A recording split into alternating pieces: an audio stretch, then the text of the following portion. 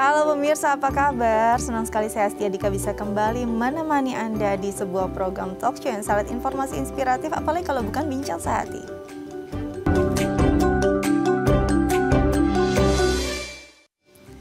Ya, pemirsa bincang sehati, Anda pernah merasakan nggak sih kayaknya waktu 24 jam dalam satu hari itu nggak cukup gitu ya. Banyak pekerjaan kok yang nggak selesai, bahkan harus ditunda gitu mungkin keesokan harinya. Nah, kalau Anda mengalami masalah seperti ini, mungkin Anda mengalami time famine. Apa itu? Nanti akan kita bahas karena itu topik kita hari ini mengenal time famine. Nah, sebelum kita membahas topik kita hari ini, ada hal yang penting juga nih. Biasanya kita kalau di dalam ruang kerja atau dalam pekerjaan tuh suka karena sibuk nggak bisa olahraga dan akhirnya banyak sakit fisik yang kita rasakan. Nah, sebenarnya banyak loh olahraga ringan yang bisa kita lakukan untuk menghindari kita merasa stres ataupun badannya nggak enak selama kerja. Apa aja? Ini fun fact dari kita. Yang pertama adalah squat. Squatnya penting banget ya. Ini bisa loh dikerjakan di depan meja kerja kita. Gampang banget caranya, dari berdiri lalu setengah jongkok, pastinya dengan posisi yang benar ya. Ini banyak sekali otot yang bisa terlatih mulai dari perut, tulang belakang, paha utamanya juga, dan ini bisa kalian lakukan repetisi mungkin 10 kali atau sampai 20 kali dalam satu kegiatan atau dalam satu waktu ya. Oke, selanjutnya adalah chair dips. Chair dips ini bisa dilakukan di atas meja kerja kita. Caranya gimana sih? Taruh atau letakkan kaki kita di depan kursi kerja kita, lalu letakkan tangan di bagian lengan kursi kerja kita. Kita bisa latih otot tangan kita di situ. Bisa repetisi selama 10 kali. Nah, ini juga bisa membuat otot-otot kita yang tadinya tegang saat duduk bisa mulai lebih fleksibel lagi nih ya.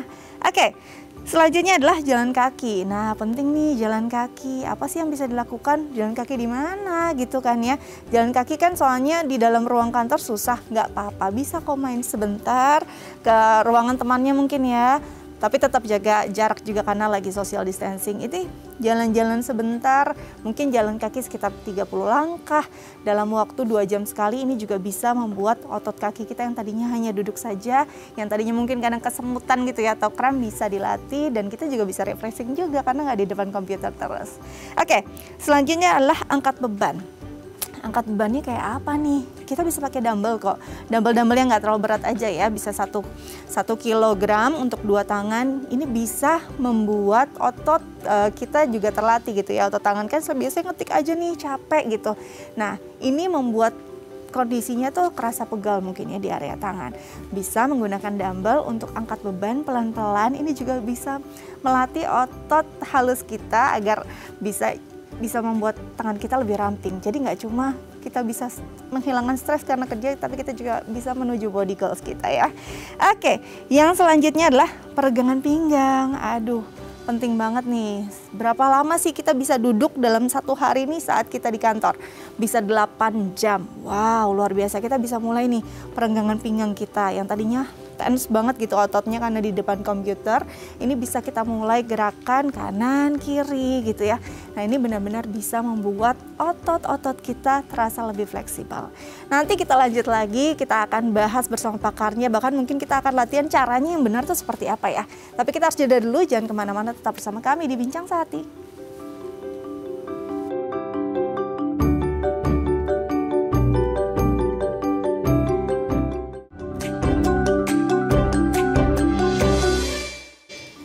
Ya, pemirsa Bincang Sehati kembali lagi bersama kami, dan kita akan bahas nih bersama pakarnya tentang fun fact yang kita sudah jabarkan di segmen sebelumnya, dan kita sudah tersambung dengan Dr. Michael Trianto, SPKU, spesialis kedokteran olahraga. Kita langsung sapa yuk. Halo Dr. Michael, apa kabar? Selamat pagi Mbak Dika dan para pemirsa DAI TV. Tentu kabarnya baik ya. Mudah-mudahan kita semuanya selalu sehat. Amin, harus selalu sehat ya dok ya, harus semangat. Oke dok, tadi kan sudah dijabarkan nih ada beberapa fun fact memang yang berbicara tentang olahraga ringan. Tapi sebelum itu aku mau tanya dulu nih, untuk teman-teman atau mungkin pemirsa di rumah yang memang sibuk dengan pekerjaannya di kantor yang mungkin 8 jam itu depan komputer. Seberapa penting nih olahraga ringan itu dilakukan untuk menjaga performa badannya? Ya, siapapun juga termasuk teman-teman yang sibuk ya, itu selalu membutuhkan gerak yang cukup untuk dapat selalu mempertahankan kesehatan dan bahkan jika mungkin juga kita tingkatkan kebugarannya. Nah, hal ini menjadi suatu needs ya atau kebutuhan, terutama bagi yang teman-teman yang terlalu sibuk. Dan kita tahu dalam suatu kesibukan tentunya ada waktu-waktu kita menjadi lelah, kita menjadi boring, kita menjadi aduh, ini apalagi. Nah, disinilah kita bisa masuk ke suatu bentuk olahraga ringan yang diharapkan dapat menjaga kesehatan kita dan bahkan meningkatkan kesehatan kita juga. Oke, kira-kira jadi siapapun gitu, bukan hanya yang sibuk, bahkan kaum rebahan juga harus bergerak gitu ya dok ya. Oke dok, kita bahas satu-satu nih fun fact yang tadi kita sudah jabarkan. Yang pertama adalah squat.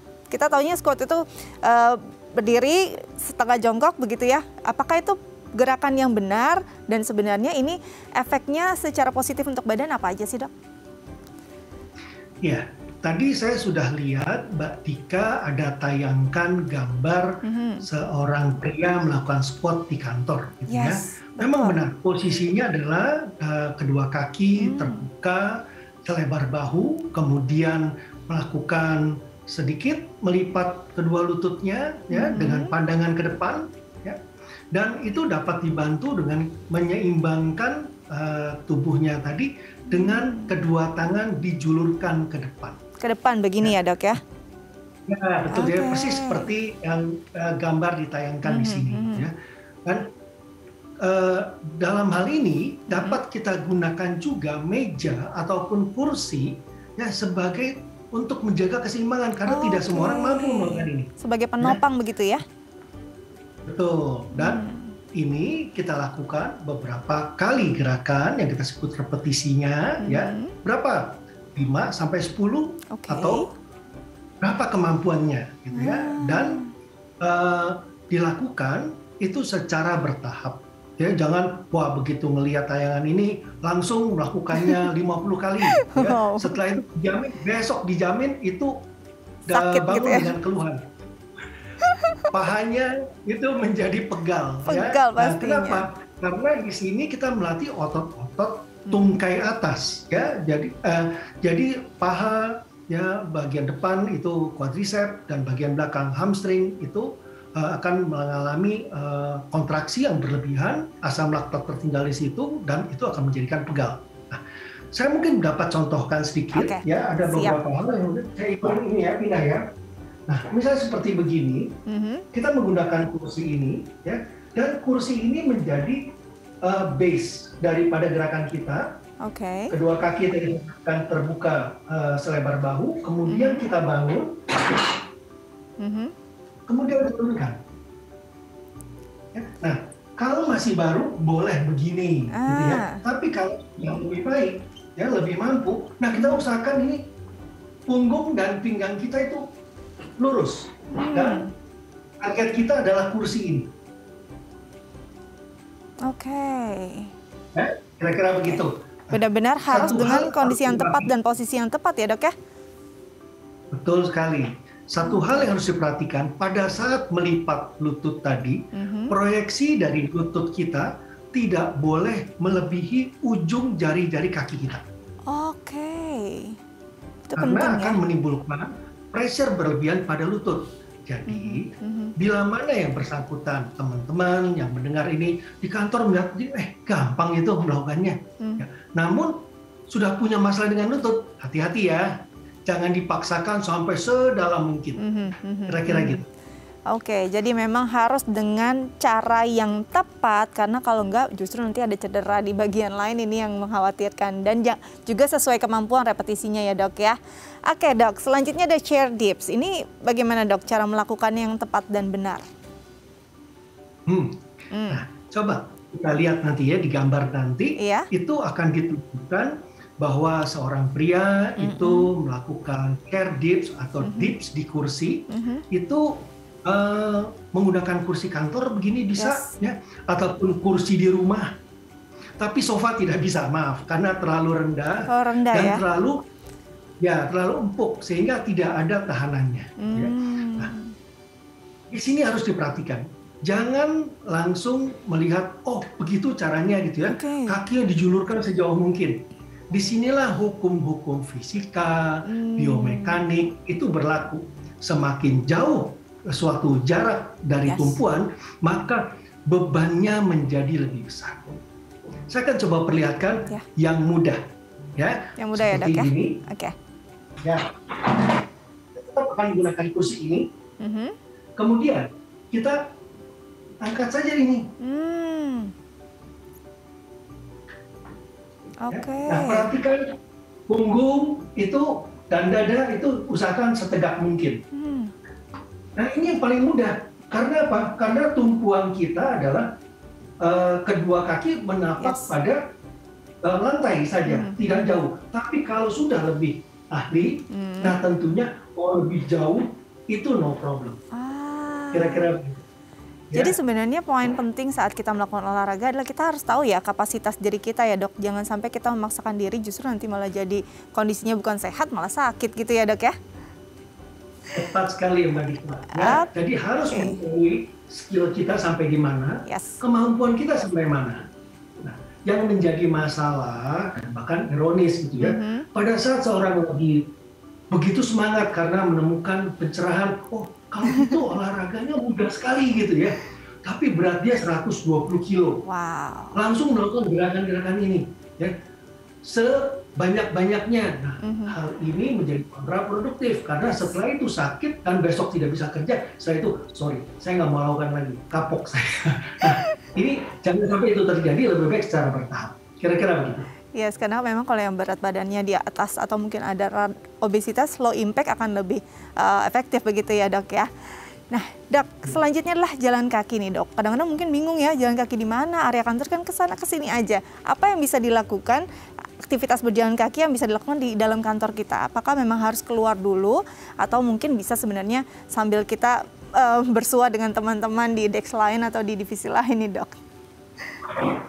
Ya, jadi jalan kaki adalah suatu cara mudah. Ya, setiap orang yang pada hakikatnya sehat tentunya mampu melakukan jalan kaki. Ya. Nah, namun jalan kaki saja, Dok, itu sama kayak shopping dong di mall, ya, atau saya jalan-jalan ke taman gitu ya. Nah, buatlah jalan kaki yang dimaksud ini berbeda dengan jalan kaki biasa. Artinya, buat suatu program.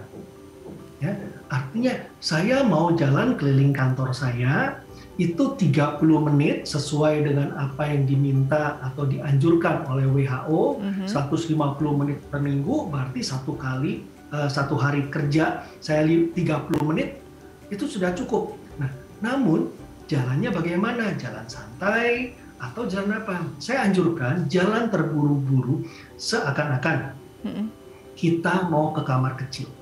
Ya, jadi kalau kita semua orang bisa merasakan pada saat mau ke kamar kecil itu bagaimana ya terburu-buru ya. Nah, seperti itu cukup. Seperti itu cukup ya. Dan pengalaman ini ya dapat dipakai untuk melakukan jalan. Tapi ada juga yang mengatakan, Dok, maaf kantor saya itu di ruko, saya nggak bisa keluar dari situ. Di luar juga kita takut kena COVID dan sebagainya. Oke, kalau gitu pasti ruangan itu mempunyai dinding dan dinding. Ya, apakah 3 meter, apakah 5 meter, apakah 2 meter, saya nggak tahu. Tapi berjalan dari dinding ke dinding, bolak-balik, itu pun sudah dapat meningkatkan kebugaran dan kesehatan dari tubuh kita. Karena apa? Kita melatih kardionya, jantung parunya.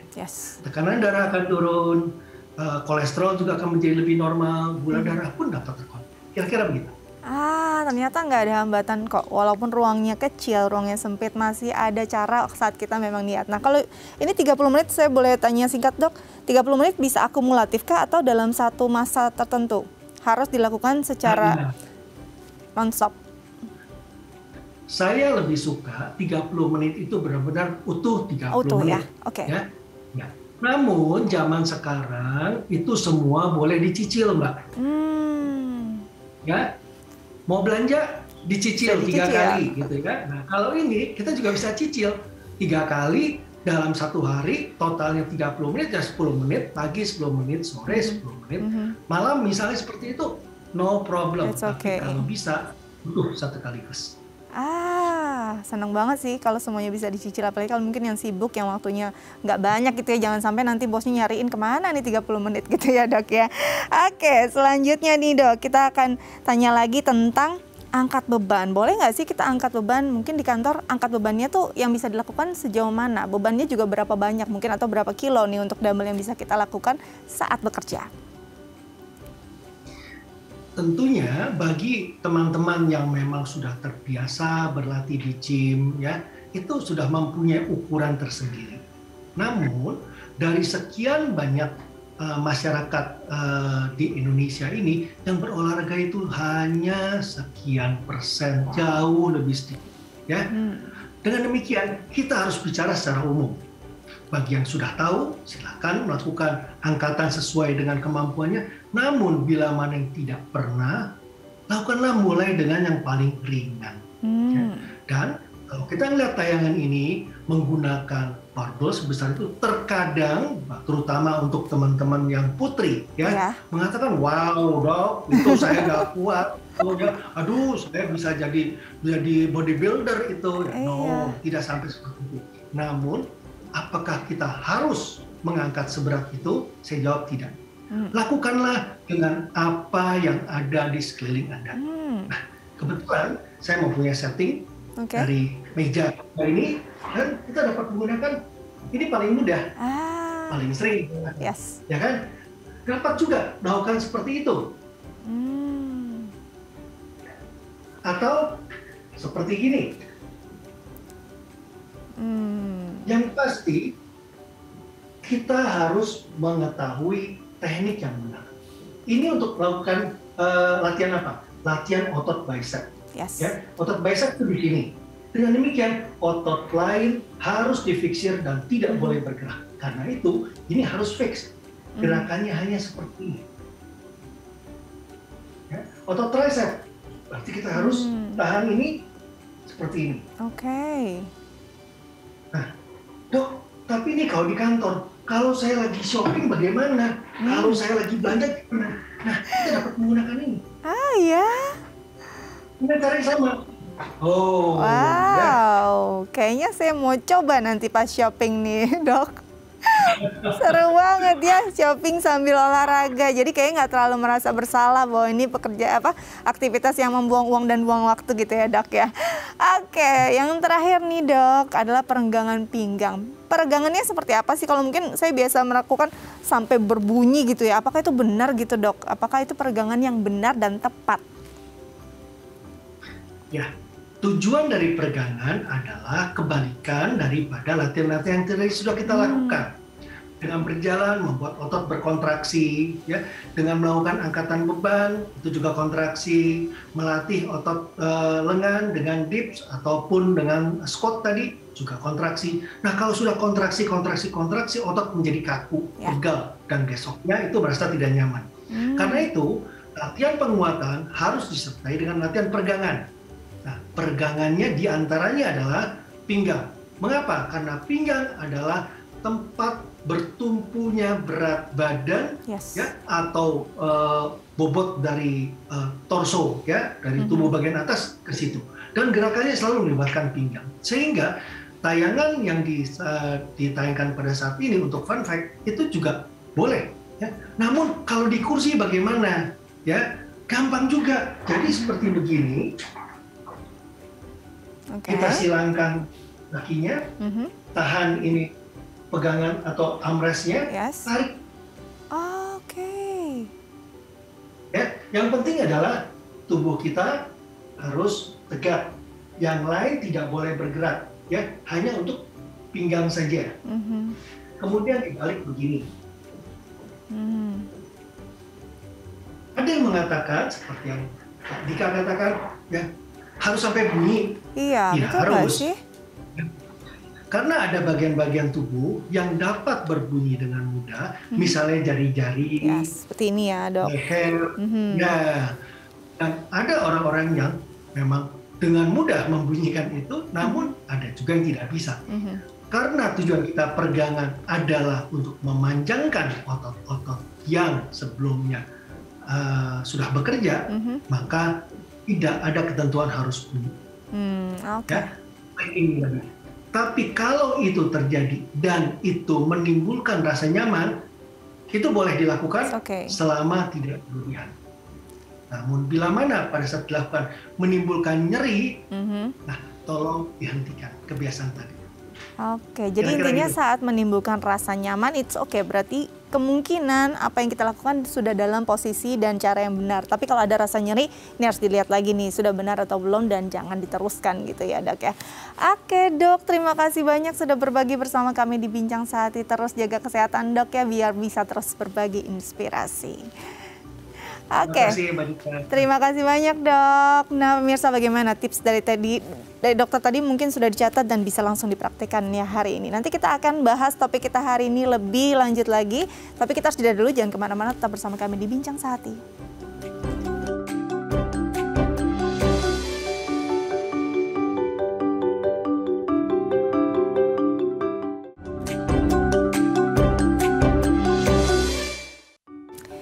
Ya, pemirsa Bincang Sehati kembali lagi bersama kami. Kali ini kita akan bahas tentang time famine. Nah, untuk pemirsa di rumah yang mungkin ingin melayangkan pertanyaan terkait tema kita hari ini bisa menghubungi kami di 021 290 32644 atau melalui DM Instagram di @theifamily. Oke, kita akan berbincang dengan ahlinya pastinya. Di sini ada Alexandra Gabriela MPSI, psikolog dari Smart Mind Center. Langsung kita sapa yuk. Halo Mbak Alexandra, apa kabar? Halo Mbak Dika, selamat pagi dan selamat pagi juga kepada pemirsa Bincang Sehati dari TV ya. Semoga semuanya kabarnya baik ya. Amin, amin, amin. Mbak, ini kita bicara tentang time famine. Ini mungkin sebagian besar banyak yang belum paham. Sebenarnya apa sih time famine ini? Jadi time famine itu adalah sebuah perasaan bahwa waktu kita tuh nggak cukup. Bahwa kita tuh harus selalu terburu-buru dan too much to do gitu, terlalu banyak yang harus dilakukan dengan waktu yang sangat singkat, padahal waktu kan ya 24 jam aja ya dalam sehari dan semua orang punya waktu yang sama. Jadi ini adalah sebuah sense aja, perasaan bahwa waktu kita itu kurang. Pertama kalinya memang dicetuskan oleh Ashley Whillans tahun 99, di mana pada saat itu memang terjadi nih perubahan pola hidup yang mana orang yang mungkin dulunya bisa santai-santai kok sekarang jadi lebih aktif ya, lebih produktif, terus terlihat lebih terburu-buru, terutama yang di kota besar seperti itu. Oke, nah permasalahan dari time famine sendiri atau orang yang mengalami time famine ini sebenarnya di mana? Kan waktunya sama, mungkin pekerjaannya dengan orang lain juga sama. Misalkan dalam satu perusahaan atau satu kantor ada 2 staf dengan pekerjaan yang sama, saat seseorang merasakan ada yang nggak cukup nih 24 jam waktunya, itu masalahnya ada di mana? Masalahnya lebih ke sense-nya, jadi perasaan di mana kita harus terus terlalu terburu-buru, dan juga lebih kepada pandangan mereka. Jadi mereka itu akan merasa mendapat reward ketika mereka merasakan adanya sense of accomplishment. Ketika mereka selesai melakukan sesuatu, nah itu mereka dapat reward nih, ada rasa bangga, ada rasa puas dan sebagainya. Di satu sisi juga mereka mungkin menganggap bahwa self-worth aku atau harga diriku atau nilai aku, keberhargaan diriku ini sangat ditentukan sama seberapa banyak produktivitas yang udah aku lakukan. Intinya adalah kalau santai-santai atau kalau refreshing itu buang waktu, atau mungkin mereka langsung mengecap diri mereka males dan tidak berguna karena mereka nggak produktif hari itu. Oke, nah kalau tadi kan Mbak Alexandra sendiri bilang ya bahwa sebenarnya orang ini adalah orang yang mungkin sense-nya saja yang seakan-akan terburu-buru. Goalnya dia adalah mengerjakan sesuatu sebanyak mungkin di hari itu atau secepat-cepatnya begitu ya. Dan itu akan merasa puas. Tapi berarti kepuasan ini sifatnya sementara dong, karena setelah dia merasa puas setelah menyelesaikan suatu tugas, dia akan merasa terburu-buru lagi dan ada tugas lain yang menunggu. Seperti itu kah? Iya betul, jadi biasanya mereka itu memang selalu mepet-mepetin waktu ataupun masuk-masukin jadwal yang begitu padat seperti itu. Even kalau misalnya udah ada pikiran nih, oh nanti kalau semua udah selesai, 3 tugas ini atau 5 tugas ini udah selesai, aku mau melakukan hal lain. Tapi ujung-ujungnya ketika udah selesai, rasanya kok bersalah ya kalau aku santai-santai gitu. Yaudahlah, kerjain yang lain yang mungkin besok bisa dikerjain sekarang dulu gitu. Itu ya poinnya sebenarnya ya. Jadi ternyata bisa jadi dia memindahkan pekerjaan yang seharusnya tidak perlu dikerjakan di hari itu atau mungkin bisa dikerjakan nanti gitu ya.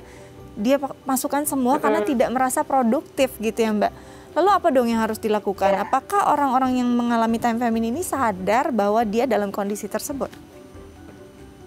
Biasanya sih nggak sadar, karena orang-orang yang cenderung mengalami time famine itu adalah orang-orang yang punya maladaptive perfectionism. Jadi orang-orang yang terlalu perfeksionis sampai mereka itu nggak sadar gitu. Jadi time famine sendiri kan adalah sebuah gejala ya, tapi bukan sebuah disorder. Jadi ketika orang punya time famine, kita perlu curiga ada masalah lain yang lebih besar.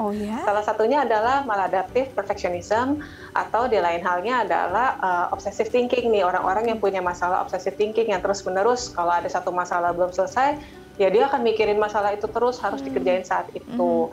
Nah, mereka ini kan pasti hidup nggak cuma sendiri dan pekerjaannya ya, punya keluarga, punya pacar, atau mungkin punya teman-teman, atau mungkin ada yang punya anak, dan mereka itu sangat tertekan dan overwhelmed lah ketika harus membagi waktu antara dirinya, kerjaan, dan lingkungan sekitarnya, seperti itu. Jadi memang salah satu hal yang bisa dilakukan adalah memberi jeda dulu nih ke diri sendiri. Belajar untuk mindful gitu, bukan hanya buru-buru mandi supaya bisa ke kantor, tapi memang kita menikmati waktu mandinya, bukannya buru-buru makan supaya bisa lanjut kerjaan yang lain, tapi kita menikmati makannya. Bisa dimulai dari situ sih awal-awalnya. Mulai dari mandi dan makan, kayaknya saya sudah melakukan sih bagian itu ya. Oke, nah kalau kita melihat nih mungkin rekan kerja kita atau orang-orang terdekat kita sepertinya dia terbelenggu dalam time famine itu, apa yang kita bisa lakukan? Support system seperti apa? Yes, jadi sebenarnya nggak banyak yang bisa kita lakukan karena orang kalau misalnya dari sudut pandang awam mungkin ngelihatnya biasa aja. Malah kalau sudut pandang atasan bisa dibilang mereka akan melihat karyawan ini sebagai karyawan yang rajin sekali. Biasanya yang menjadi masalah adalah keluarga. Kok kayaknya papa nggak punya waktu banyak nih sama kita, atau kok kayaknya mama kerja terus, seperti itu. Jadi ada baiknya kalau misalnya dari keluarga ada yang menyadari salah satu anggota keluarga kita sepertinya mengalami time famine tadi, ada baiknya kita coba ingetin gitu. Are you sure ini nggak terlalu banyak? Are you sure ini nggak terlalu bikin kamu capek? Karena badan kamu juga butuh istirahat loh. Banyak orang yang suka salah paham soal produktivitas gitu. Jadi produktivitas itu kan berkaitan dengan fungsi psikososial seseorang ya. Orang selalu berpikir fungsi psikososial yang baik adalah kalau mereka bisa bekerja. Nyatanya enggak juga. Ada 6 aspek yang harus dipenuhi. Memang yang nomor 1 itu pekerjaan. Bagaimana mereka bisa melaksanakan tugas mereka dengan baik dan menjalani peran mereka sehari-hari. Kedua adalah problem solving, kemampuan mereka berpikir apakah mereka bisa cari jalan keluar sendiri atau tidak. Lalu punya rutinitas gitu, apakah mereka bisa menjalankan rutinitasnya dengan baik, nggak perlu diingetin untuk makan, untuk mandi. Nah, orang-orang dengan time famine kan kadang lupa untuk makan, mesti ditelepon dulu. Lalu financial management dan juga sosialisasi itu harus dipenuhi nih. Nah, yang terakhir yang orang paling sering lupa adalah menikmati waktu luang itu. Padahal 6-6-nya ini penting untuk menjaga produktivitas kita. Oke, ini penting ya. 6 hal tadi sepertinya memang harus benar-benar diingat agar kita bisa menikmati hidup kita tuh jangan semua serba terburu-buru ya. Oke, berarti kita lanjut lagi tapi kita harus jeda. Nah, pemirsa jangan kemana-mana, tetap bersama kami di Bincang Sehati.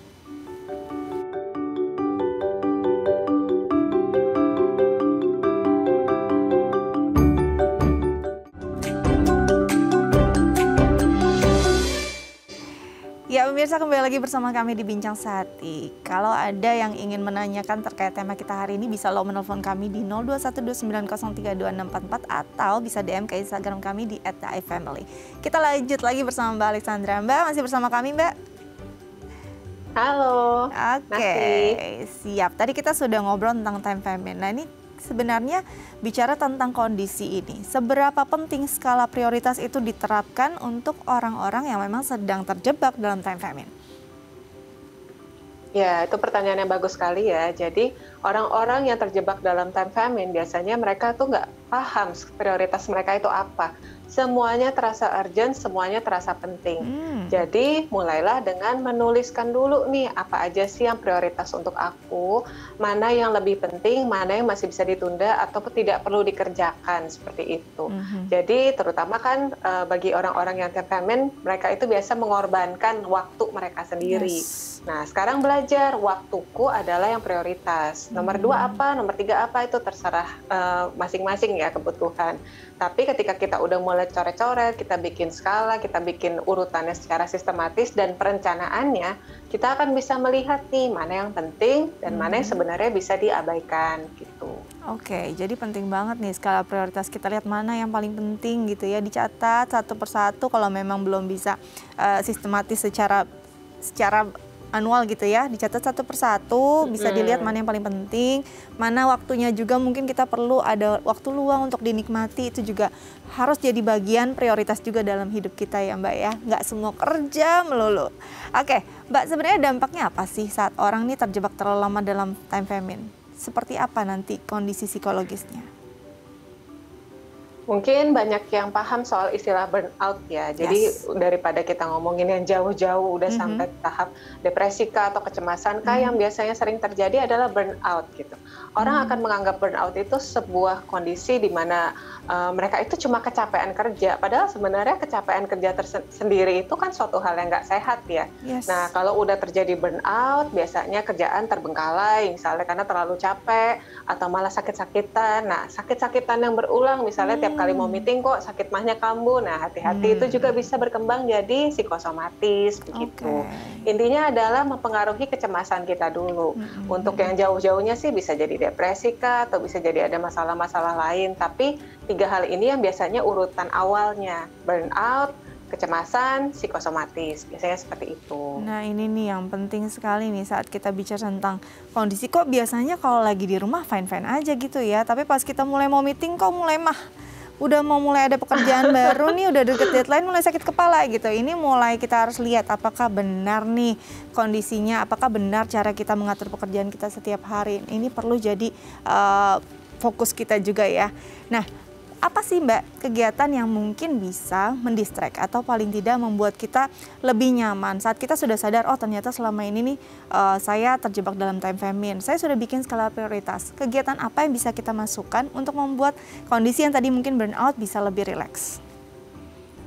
Oke, cara simpelnya adalah me time. Me time itu kan nggak harus 1 jam atau seharian, enggak. Tapi misalnya setiap mau ke kantor, setiap kita ada di kantor sebelum memulai pekerjaan, berikan jeda ke diri sendiri sekitar 5 menit misalnya gitu. Atur napas, atau mungkin lakukan sedikit meditasi, atau mungkin lakukan gerakan-gerakan yang barusan diajarin Dr. Michael, itu juga boleh loh, peregangan dan sebagainya. Tapi kita benar-benar fokus untuk melakukan gerakannya, bukan aduh buru-buru ngelakuin supaya bisa langsung cepat-cepat kerja, nggak seperti itu.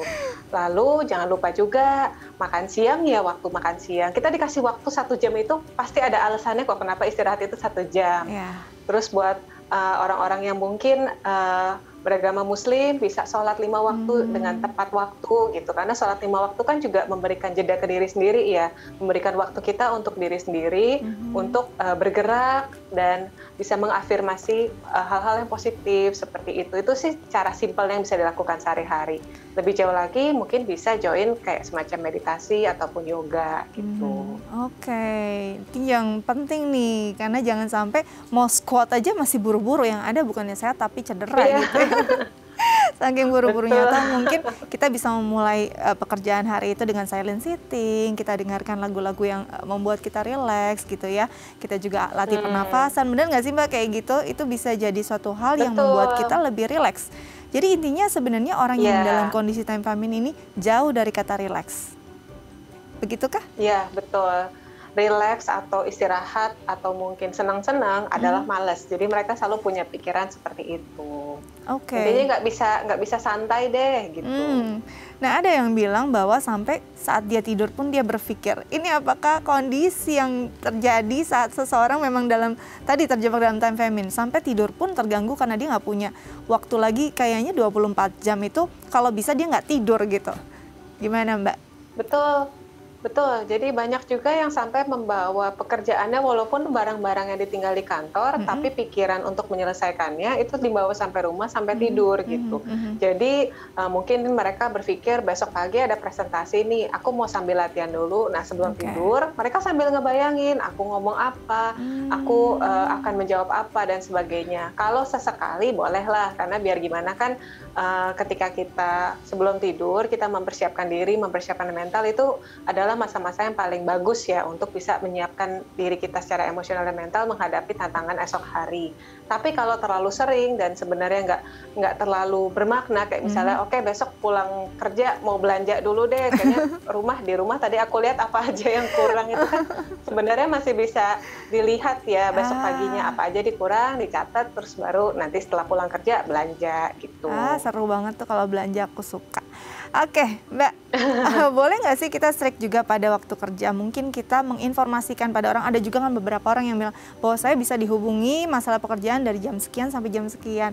Boleh nggak kita menerapkan itu pada diri kita sehingga kita paling tidak punya self esteem juga pada diri kita untuk menghargai waktu-waktu luang yang kita bisa nikmati tanpa ada urusan pekerjaan? Betul, itu memang perlu dilakukan. Dan sejak pandemi ini, karena kita banyak, terutama waktu awal-awal pandemi ya, kan banyak sekali yang pekerjaannya WFH ya, jadi semuanya online. Jadi mereka itu merasa ya aku bangun tidur pun langsung kerja, tapi di luar waktu kerja pun juga itu masih di rumah juga ya nggak apa-apa lah sesekali ngerjain. Dari merekanya juga ngerasa jadi kehabisan waktu untuk diri mereka sendiri. Dari rekan kerja dan dari atasannya pun mungkin jadi merasa oh kamu nggak apa-apa nih dihubungi nih, karena padahal kita sendiri yang nggak bisa menetapkan batasan itu dari awal seperti itu. Nah, itu bentuk dari temperamen juga sebenarnya. Jadi buat teman-teman nih, teman kerja mungkin ya yang masih suka menghubungi rekan-rekan kerjanya di luar jam kerja, coba deh kita hargain sama-sama waktu luang kita ya. Oke, selanjutnya ini ada DM nih Mbak dari pemirsa, dari @rahman. Saya seorang suami yang sedang kuliah sambil bekerja. Kadang saya merasa tidak punya waktu untuk keluarga karena tugas pekerjaan dan kuliah.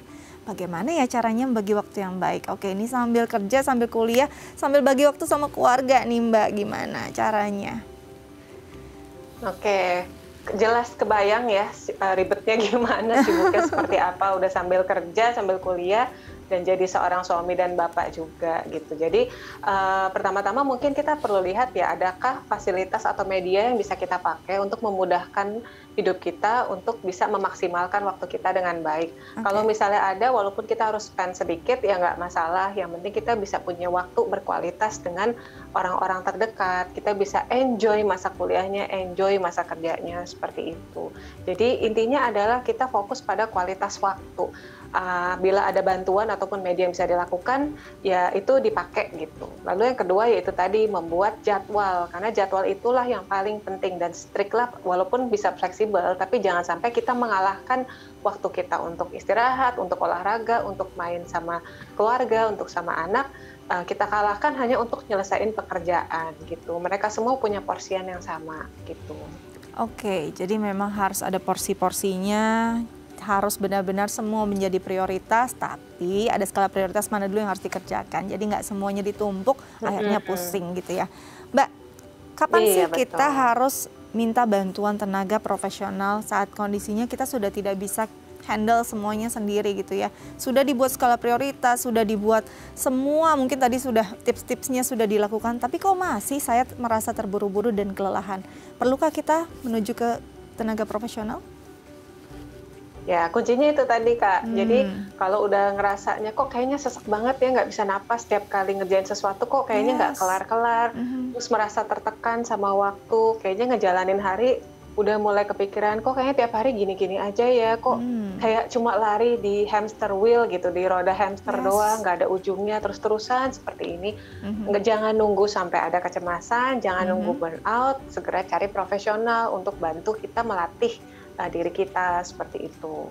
Oke, jangan sampai tunggu sakit gitu ya, jangan sampai kita jadi sudah tidak mampu atau tidak berdaya. Kalau memang sudah ada gejalanya, yuk kita ngobrol sama profesional, diterapi lebih cepat, lebih baik. Oke, nanti kita lanjut lagi ya Mbak ya, tapi kita harus jeda dulu. Jangan kemana-mana, tetap bersama kami di Bincang Sehati.